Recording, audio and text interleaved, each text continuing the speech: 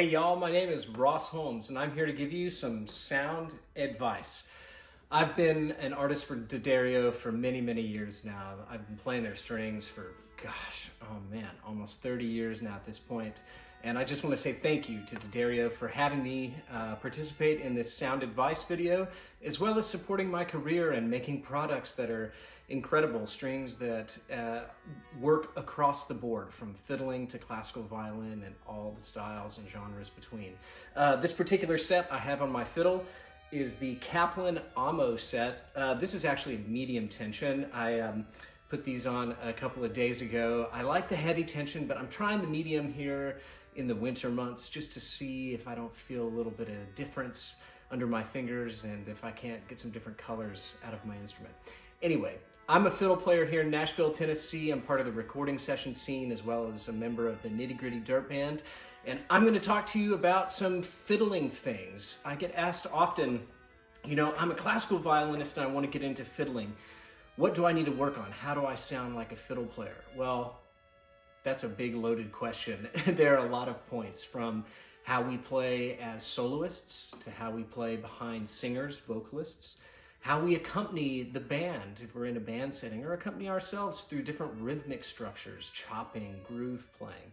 There are a lot of things to talk about, a lot of ideas, a lot of suggestions.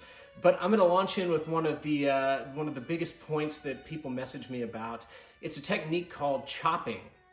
You've probably seen loads of videos online now at this point of fiddle players kind of doing this weird thing where it looks like they're slamming their bow against the string. Well, it's a technique called chopping. Check this out.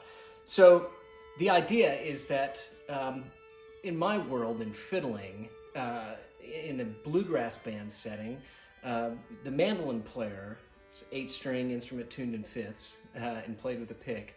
The mandolin player kind of assumes the role of the drummer, of the snare drum. And when the mandolin player goes to take a solo, that groove, that chop sound from the mandolin disappears, but we can kind of recreate it. It's really fun on the fiddle. So the technique is basically this. I'll show it to you really quickly. Everything that we've learned about bowing, you're going to have to throw out the window right now.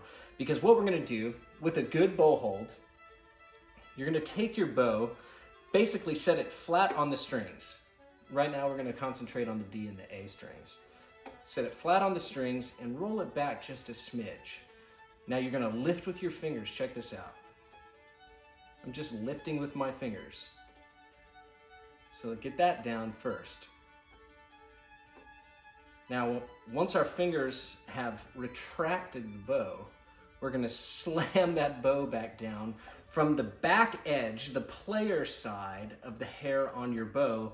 We're going to basically land and roll the bow forward on the hair without moving or scooting the bow. It's just a strike. Just like this. Lifting with my fingers and slamming. Chopping.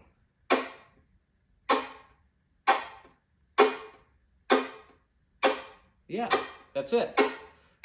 So once you practice that a bit, and feel free to pause and work on this a little bit. It is tricky to get down. Once you get it though, you'll have it. It's going to be so much fun. Check it out though.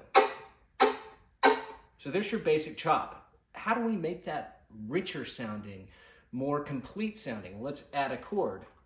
So what we're going to do is we're going to start below the winding on our bow.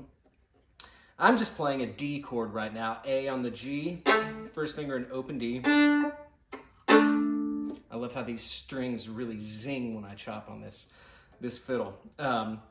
So basically, from the winding below, we're going to pull down just a very quick downstroke. And then you're going to launch your finger down and launch your bow back to the strings.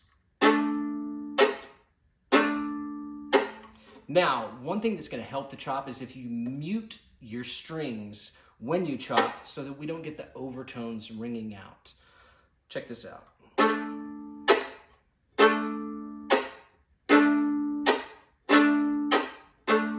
Now, as you get quicker, you don't need as much motion.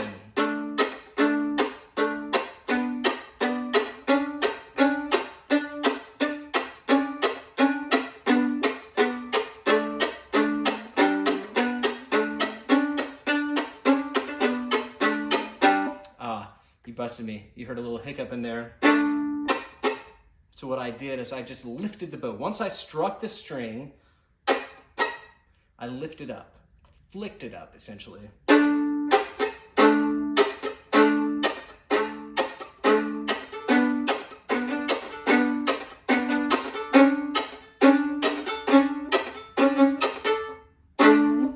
That's the basic chop.